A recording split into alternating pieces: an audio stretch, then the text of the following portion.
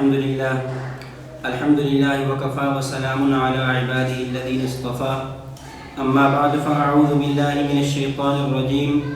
بسم الله الرحمن الرحيم كل نفس ذائقة الموت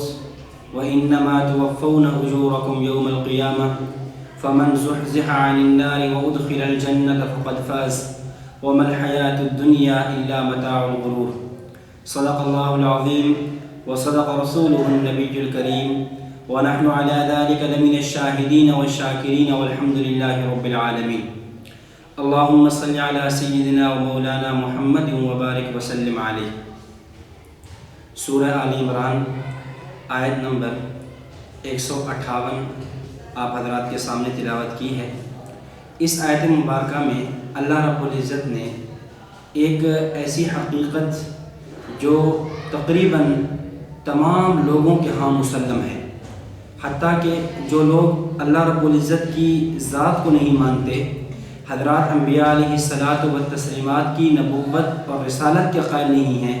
اس حقیقت کے وہ بھی معترف ہیں۔ وہ حقیقت کیا ہے؟ فرمایا کل نفس ذائقۃ الموت، ہر نفس نے، ہر زیرو نے موت کا ذائقہ چکھنا ہے۔ دنیا میں آنے والا کوئی انسان یہ ممکن نہیں ہے کہ اس پہ موت نہ آئے۔ جو بھی انسان دنیا میں آیا ہے ایک نہ ایک دن ضرور بضرور اس انسان نے اس دنیا فانی کو چھوڑ کر جانا ہے اور اللہ رب العزت کے دربار میں حاضر ہونا ہے۔ تو آج کی اس نشست میں، آج کی اس درس قرآن میں اس آیت کی مناسبت سے 3 باتیں سمجھنا ضروری ہیں۔ نمبر 1 موت کی حقیقت، نمبر 2 موت کو یاد کیا جائے اس کے فوائد کیا ہے، اور نمبر 3 موت کو یاد کرنے کا طریقہ کیا ہے۔ جہاں تک پہلی بات کا تعلق ہے موت کی حقیقت، وہ ایک ایسی اٹل حقیقت ہے جس سے کسی کو انکار نہیں۔ ہر آدمی سمجھتا ہے، ہر آدمی جانتا ہے کہ موت آنی ہے، موت سے انسان بچ نہیں سکتا۔ اگر موت سے انسان کو بادشاہت بچا سکتی تو فرعون جیسا بادشاہ انا ربکم الاعلیٰ کے دعوے کرنے والا وہ موت سے بچ جاتا۔ حالانکہ موت سے وہ بھی نہ بچا، ایک وقت آیا موت کے گھاٹ وہ بھی اتر گیا۔ اگر دولت کی وجہ سے انسان موت سے بچ سکتا تو قارون جیسا آدمی جس کے بارے میں قرآن کریم نے کہا لَتَنُوءُ بِالْعُصْبَةِ أُولِي الْقُوَّةِ،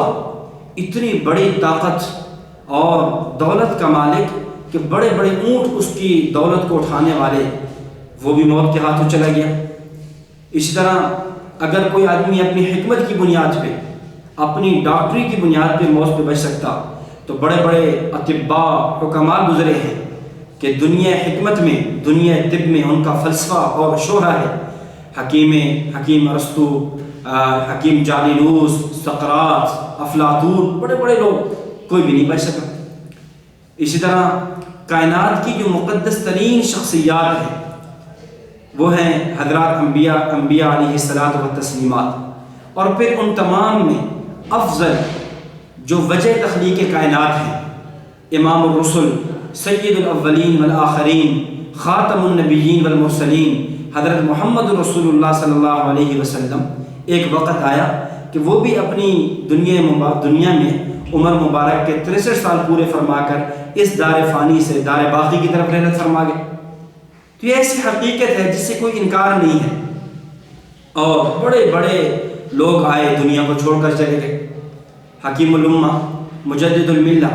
حضرت مولانا اشرف علی تھانوی صاحب رحمۃ اللہ علیہ کے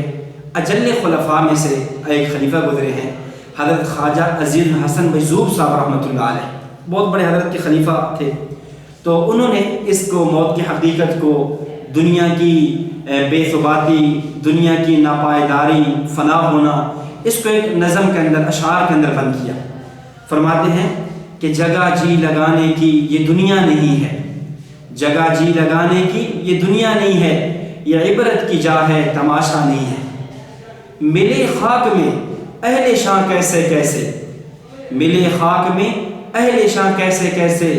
مکیں ہو گئے لا مکاں کیسے کیسے،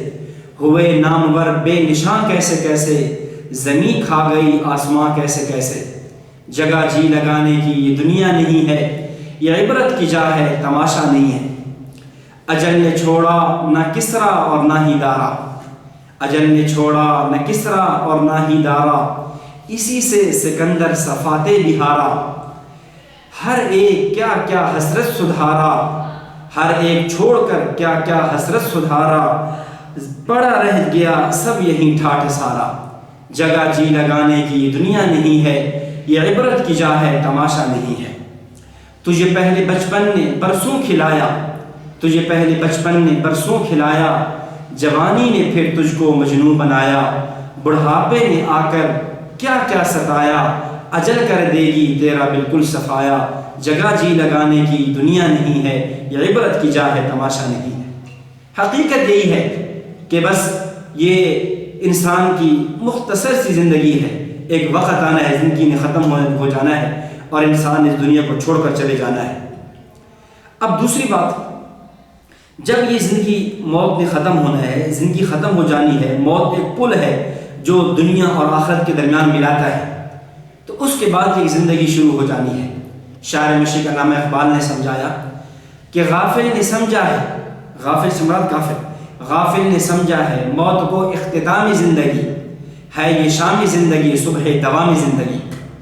غافل کافر یہ سمجھتا ہے کہ بس یہ دنیا کی زندگی ختم، اس کے بعد آگے کوئی زندگی نہیں ہے، یہ زندگی ختم، آگے کوئی جہان نہیں ہے، آگے اللہ کے سامنے کوئی پیش ہونا، یہ چیزیں نہیں ہیں۔ لیکن مسلمان یہ سمجھتا ہے کہ ہے یہ شامی زندگی صبح دوامی زندگی، موت کے آنے پہ جہاں ایک زندگی کا سورج غروب ہو رہا ہے وہاں دوسری زندگی کا سورج طلوع ہو رہا ہوتا ہے۔ تو اب اس کے بعد اللہ کے دربار میں جو حاضر ہونا ہے اور اپنے اعمال کے انسان نے اپنے اعمال کا جواب دہ ہونا ہے، تو اس لیے انسان کو اس وقت کو یاد رکھے، موت کے بعد کی زندگی کو یاد رکھے اور موت کو یاد کرتا رہے اور موت کے بارے میں غور و فکر رہے۔ اس لیے موت کو یاد کرنے کا طریقہ کیا ہے، کس طرح انسان کے سامنے جو ہے وہ موت کا خیال رہے، اس کے لیے صوفیاء کرام نے کئی طرق لکھے، کئی طریق لکھے کہ جس سے انسان کے سامنے اس کی موت سامنے رہے۔ ان میں سے ایک طریقہ یہ ہے انسان کثرت سے جنازوں میں شرکت کرے، کثرت سے قبرستان کی زیارت کرے، وہاں قبرستان پہ جائے، قبروں میں جا کر دیکھے اور دیکھے کتنے بڑے بڑے اپنے زمانے کے بادشاہ، اپنے زمانے کے جبابرہ، مال و دولت، جو اپنے سر پہ، اپنے جسم پہ ایک خاک کا ذرہ برداشت نہیں کیا کرتے تھے، آج جو ہے من و مٹی کے نیچے یہ لوگ آرام کر رہے ہیں۔ جنازوں میں شرکت کریں۔ حکیم لقمان نے اپنے بیٹے ساران کو کئی وصیتیں فرمائی، ان میں وصیت یہ بھی تھی، اے میرے بیٹا، اے میرا لخت جگر، اے میرے فرزند ارجمند، جنازوں میں کثرت سے شرکت کیا کر، غمی کی محافل میں کثرت سے شرکت کیا کر، اس لیے کہ لأنها تذکر الآخرہ، یہ جنازے، یہ قبرستان، یہ موت، یہ قبور، یہ انسان کو آخرت کی یاد ادا کرتی ہیں، اور خوشی کی، لہو و لعب کی، شادی و تقریبات کی محفل سے گریز کیا کر، اس لیے کہ ان محافل میں انسان آخرت کو، عام طور پر انسان کو آخرت یاد نہیں رہتی۔ اس لیے ایک طریقہ یہ ہے کہ انسان جو ہے جنازوں میں کثرت سے شرکت کیا کرے، اور اس طرح ایک طریقہ یہ ہے کہ انسان موت کو یاد کرنے کے لیے مراقبہ کرے۔ مراقبہ کا کیا مطلب؟ یہ ایک صوفیاء کی اصطلاح ہے، مراقبہ کا معنی یہ ہے کہ رات سوتے ہوئے یا کسی وقت بھی، لیکن بہتر یہ ہے کہ رات سوتے ہوئے عام طور پہ جب ایک اندھیرا سا چھا جاتا ہے، ایک سکون سا ہوتا ہے، سارے یعنی لوگ سوئے ہوئے ہوتے ہیں، اس وقت انسان ایک تصور کی دنیا میں ایک تصور کرے، ایک سوچے، اور گویا یہ ایک اپنے اوپر ایک کیفیت سی اپنائے کہ میرا آخری وقت ہے، میں بستر مرگ پہ پڑا ہوں اور میں یوں لیٹا ہوا ہوں، اور میرے آس پاس میرے رشتہ دار، میری اولاد، بھائی بہن، بیوی، بچے سارے آس پاس بیٹھے ہوئے ہیں، اور بس ڈاکٹر یہ کہہ چکے کہ اس آدمی کا وقت آخرت آ چکا ہے، اس آدمی کی اب زندگی کی امیدیں ختم ہو چکی ہیں، عنقریب اس کی زندگی کا یہ چراغ ہے، یہ بجھنے والا ہے، یہ دیا جو ہے نا یہ بجھنے والا ہے۔ تو یہ اس کیفیت کے ساتھ پھر اچانک دیکھے، یہ تصور کرے کہ اسرائیل علیہ السلام فرشتوں کی جماعت کے ساتھ آ چکے، انہوں نے میری روح قبض کر لی، میرے سر کے پاؤں کے ناخن سے لے کر سر کے بال تک کی جو جتنی روح تھی وہ نکل چکی ہے، اور میں یوں بے حس و حواس جو ہے اپنے اس بستر پہ پڑا ہوا ہوں۔ میرے آس پاس لوگ رو رہے ہیں اور میرے بارے میں اعلان ہو چکا ہے مختلف مساجد کے اندر کہ فلاں ابن فلاں دنیا سے جا چکا ہے، اور اب وہ میرے رشتہ داروں کو اطلاع ہو چکی ہے، وہ آ رہے ہیں اور آ کر جو ہے میرے کفن دفن کی تیاریاں شروع ہو گئی۔ ادھر درزی کو حکم دے دیا گیا وہ میرا کفن بنائے، اور ادھر زمین قبر کھودنے والے کو حکم دے دیا گیا کہ وہ قبر کی کھدائی کا سامان تیار کریں۔ چنانچہ کچھ لوگ قبر کی کھدائی میں لگے ہوئے ہیں، ادھر میرا کفن کا انتظام ہو رہا ہے، اور مجھے پھر اٹھایا جا رہا ہے، مجھے غسل دیا جا رہا ہے، اور مجھے غسل دینے کے بعد جو ہے مجھے کفن میں لپیٹا جا رہا ہے، اور پھر مجھے قبرستان میں جنازہ گاہ کی طرف لے کر جا رہے ہیں، اور وہاں پر جنازہ گاہ میں پہنچ کے مجھے جنازہ پڑھ کے مجھے قبر کے اندر دفن کیا جا رہا ہے، اور اکیلا ایک بالکل چھوٹی سی قبر، اور جہاں بمشکل انسان کا جسم آتا ہے وہاں مجھے رکھ دیا گیا۔ میرے اوپر جو ہے اینٹیں برابر کر دی گئی، زمین برابر کر دی گئی، میرے اوپر مٹی ڈال کر میری جتنے رشتہ دار ہیں، اعزا اقارب ہیں، یہ سارے واپس آ چکے ہیں، اور اب میں قبر میں اکیلا پڑا ہوں۔ رات کی تاریکی ہے، رات کی تنہائی ہے، کوئی یار نہیں ہے، کوئی دوست نہیں ہے، کوئی روشنی کا سامان نہیں ہے، میں اب اکیلا ہوں۔ اور ادھر کیا ہوتا ہے جیسے کہ حدیث میں آتا ہے، حضرت ابو ہریرہ انس رضی اللہ تعالیٰ عنہ سے مروی صحیح بخاری میں روایت موجود ہے کہ ان العبد اذا وضع فی قبر، جب بندے کو قبر میں رکھ دیا جاتا ہے، وتولى عنہ اصحابہ، اس کے ساتھی قبر میں دفن کرنے والے اس کو چھوڑ کر چلے جاتے ہیں، وانہ لیسمع قرعا نعالہم، یہاں تک کہ یہ آدمی، یہ مدفون، یہ مردہ اپنے جانے والوں کی جوتوں کی آواز کو اور ان کی آہٹ کو سنتا ہے۔ اتاہ ملکان، دو فرشتے آتے ہیں، فیقعدانہ، بٹھاتے ہیں، فیقولان لہ، اور سوالات کرتے ہیں کہ ما کنت تقول فی ھذا الرجل، اب یہ سوال جواب کا سلسلہ شروع ہو گیا کہ من ربک، تیرا رب کون ہے، من نبیک، تیرے نبی کون ہے، ما دینک، تیرا دین کیا ہے۔ تو یہ ایک تصور انسان کرے اور یہ سوچے کہ یہ وقت میرے اوپر آنے والا ہے۔ جب اس تصور کے ساتھ، اس مراقبے کے ساتھ انسان رات کو سوئے اور پھر پورے دن کے اعمال میں غور و فکر کرے کہ میں نے آج دن بھر کے اندر جو اعمال کیے، کیا میرا کوئی ایسا عمل تو نہیں تھا کہ جس کی وجہ سے مجھے قبر میں عذاب ہو، میں نے دن کے اندر نماز تو نہیں چھوڑی کہ جس نماز کی وجہ سے قبر میں میرے اوپر جو ہے ازدحام مسلط ہو جائے۔ رمضان المبارک کا مقدس مہینہ، میں نے رمضان کا روزہ چھوڑ کر حالت افطاری میں بغیر کسی رخصت کے، بغیر کسی عذر اور مجبوری کے میں رمضان کا روزہ چھوڑ گیا اور میں قبر میں جا پہنچا، کہیں ایسا تو نہیں ہے؟ اس لیے انسان اس تصورات اور ان چیزوں کے غور و فکر سوچ کے ساتھ جو مراقبہ کرے، اور پھر جو ہے انسان رات کو سو جائے اور پھر اگلے دن یوں گزارے، پھر اس طرح دوسرا دن، تیسرا دن یوں مراقبہ کرتا رہے، تو اس میں آدمی کو موت کی یاد رہے گی، موت سامنے رہے گی، اور آخرت کی گھاٹیوں کو سامنے رکھے، قیامت کے مناظر کو سامنے رکھے کہ وہ دن جس کے بارے میں قرآن نے کہا کہ وہ دن آنے والا ہے، اذا الشمس کورت، یہ سورج بے نور ہو جانا ہے، اذا النجوم انکدرت، یہ ستارے جھڑ جائیں گے، ختم ہو جائیں گے، اذا الجبال سجرت، یہ پہاڑ اڑا دیے جائیں گے، وَإِذَا الْعِشَارُ عُطِّلَتْ، یہ جو جانور ہیں ان کو جمع کر دیا جائے گا، اور اسی طرح وَإِذَا الْبِحَارُ سُجِّرَتْ، یہ جو سمندر ہیں ان کو آگ لگا دی جائے گی۔ انسان سوچے وہ دن جب میں نے اللہ کے سامنے کھڑا ہونا ہے، ایسا سخت ہولناک ترین دن کہ جس دن کے بارے میں فرمایا کہ یوم یفر المرء من اخیہ، بندہ اپنے بھائی سے بھاگ رہا ہے، وَأُمِّهِ وَأَبِيهِ، اپنی ماں سے بھاگ رہا ہے، اپنے باپ سے بھاگ رہا ہے، وَصَاحِبَتِهِ وَبَنِيهِ، اپنی بیوی سے، اپنی اولاد سے بھاگ رہا ہے۔ یہ کیفیات کے سامنے رکھے۔ اس طرح وہ دن جس دن کے بارے میں قرآن نے کہا یا ایھا الناس اتقوا ربکم، اے لوگوں اپنے رب سے ڈرو، ان زلزلۃ الساعۃ شیء عظیم، قیامت کا زلزلہ، قیامت کی ہولناکی بڑی سخت ہولناکی ہے۔ ایسی ہولناکی یوم ترونھا تذہل کل مرضعۃ عما ارضعت، آپ دیکھو گے کہ دودھ پلانے والی عورت اپنے دودھ پیتے بچے کو بھول جائے گی، وتضع كل ذات حمل حملها، حامل عورت اپنے حمل کو جن دے گی، وترى الناس سکارى، آپ کو یوں لگے گا کہ لوگ شاید نشے میں ہیں، وما هم بسکارا، لیکن وہ نشے میں نہیں ہوں گے، ولکن عذاب اللہ شدید، لیکن اللہ تعالیٰ کا عذاب بڑا سخت ہوگا۔ تو یہ تصورات، یہ ہے مراقبہ، یوں سوچے اور انسان جو ہے اپنے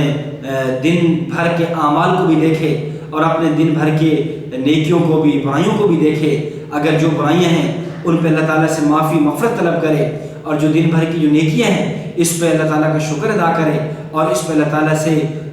مقبولیت کی، قبول ہونے کی دعا کرے، اور امید رکھے کہ اللہ رب العزت میری نیکیوں کو قبول فرمائے گا۔ تو یہ موت کی یاد کرنے کا طریقہ یہ ہے کہ انسان جو ہے موت کو یوں مراقبہ کرے، کثرت جنازوں میں شرکت کرے۔ حدیث مبارک میں ہے، حضرت ابو ہریرہ رضی اللہ تعالیٰ عنہ فرماتے ہیں، جامع ترمذی میں روایت موجود ہے، نبی علیہ الصلوۃ والسلام نے فرمایا اکثروا ذکر ہادم لذات الموت، لذتوں کو توڑ دینے والی چیز، لذتوں کو ختم کر دینے والی چیز، لذتوں کا قلع کما کر دینے والی چیز وہ موت ہے، اس کو بکثرت یاد کیا کرو، ہمیشہ سامنے رکھو۔ یہ آج جو ہے انسان گناہوں پہ جری ہو جاتا ہے، انسان کبھی ظلم کر رہا ہے، کبھی کسی کا ناحق مال لوٹ رہا ہے، کبھی غریب بیواؤں پہ ظلم ہو رہا ہے، یتیموں کا مال چھینا جا رہا ہے، اور مختلف قتل و غارت ہو رہی ہے۔ اس کی بنیاد یہ ہے کہ انسان کے سامنے موت نہیں ہے۔ اگر آدمی کے سامنے موت ہو، یہ حاشیہ خیال، زاویہ خیال کے اندر یہ بات ہو کہ میں آج جو بھی کر لوں، ایک وقت آنا ہے، اس موت نے مجھے ختم کر دینا ہے، میں نے اپنے رب کے دربار میں حاضر ہو کر اپنے ان اعمال کا جواب دہ ہونا ہے۔ اس لیے اگر انسان موت کو یاد رکھے تو یہ گناہوں پر یہ جرأت ہی ختم ہو جاتی ہے، گناہوں سے بچنا بہت آسان ہو جاتا ہے۔ کتب تاریخ میں، کتب سیرت میں واقعہ موجود ہے کہ حضرت عبداللہ بن عمر رضی اللہ تعالیٰ عنہ ایک مرتبہ باہر نکلے سفر کے لیے، مدینہ منورہ سے باہر ایک جنگل میں پہنچتے ہیں، وہاں دیکھا کہ ایک چرواہا وہ بکریاں چرا رہا ہے۔ تو حضرت عبداللہ بن عمر رضی اللہ تعالیٰ عنہ کے ساتھ جو مزید صحابہ کرام تابعین کا قافلہ تھا، تو ان کو بھوک لگی، تو ان کے دل میں آیا کہ ہم اس چرواہے سے ایک بکری قیمتاً خرید لیں اور اس کو پھر ہم اپنے استعمال میں لیں۔ تو انہوں نے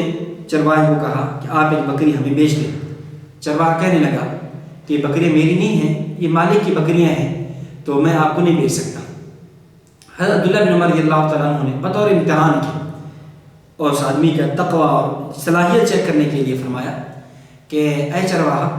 آپ ایک بکری ہمیں دے دیں، اس کی قیمت اپنے پاس رکھ لیں، شام کو جب مالک پوچھے تو یہ کہہ دینا کہ بھیڑی آیا تھا اور وہ بکری لے گیا۔ تو عام طور پہ ہوتا ہے کہ بھیڑی بکری لے جایا کرتے ہیں، تو مالک نے آپ کو کیا کہنا ہے؟ تو چرواہا نے فوراً جواب دیا این اللہ، اللہ کہاں جائے گا؟ این اللہ، اللہ کہاں جائے گا؟ یعنی حضرت عبداللہ بن عمر رضی اللہ تعالیٰ عنہ بہت حیران ہوئے کہ چرواہے کے سامنے آخرت، اللہ، موت، قبر، حشر، کس حد تک اس کے دل کے اندر یہ بات پختہ اور راسخ ہو چکی ہے کہ اس موقع پہ بھی وہ کیا کہہ رہے ہیں؟ این اللہ، اللہ کہاں جائے گا؟ اب موت سامنے تھی تو بظاہر آدمی ایسا اسباب اختیار کرنا چاہتا ہے کہ میں کسی کا مال لوٹ لوں، کوئی چیز، میں کسی چیز میں خیانت کر لوں، دغا کر لوں، فریب کر لوں، لیکن چونکہ موت سامنے تھی اس لیے خیانت نہیں، اور فوراً کہا، کیا کہا؟ این اللہ، اللہ کہاں جائے گا؟ تو اس لیے میرے عزیز بھائی اور دوستو، ہم رمضان المبارک کی مقدس گھڑیوں میں، ان مقدس ساعات کے اندر ہم اس بات کو سامنے رکھیں، اپنی موت کو سامنے رکھیں، موت کا مراقبہ کرتے رہیں، موت کو یاد کرتے رہیں، اور اس کے بارے میں ہر وقت غور و فکر رہے، اور اللہ رب العزت کی سامنے حاضری، قیامت ہے، پل صراط ہے، جنت ہے، جہنم ہے، جتنے بھی آخرت کے بعد کی جو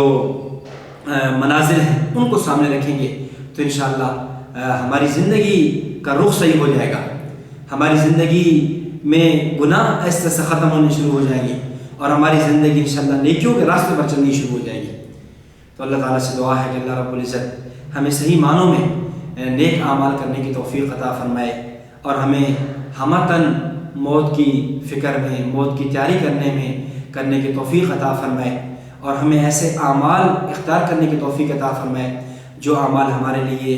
قبر میں، حشر میں، پل صراط میں ہمارے لیے مفید ہوں۔ اللہ رب العزت ہمیں صحیح معنوں میں اسلام اور ایمان کی زندگی عطا فرمائے، اور اسی حالت پہ ہمیں کلمہ آخرت کے ساتھ دنیا سے اللہ تعالیٰ رخصت فرمائے۔ وآخر دعوانا الحمدللہ رب العالمین۔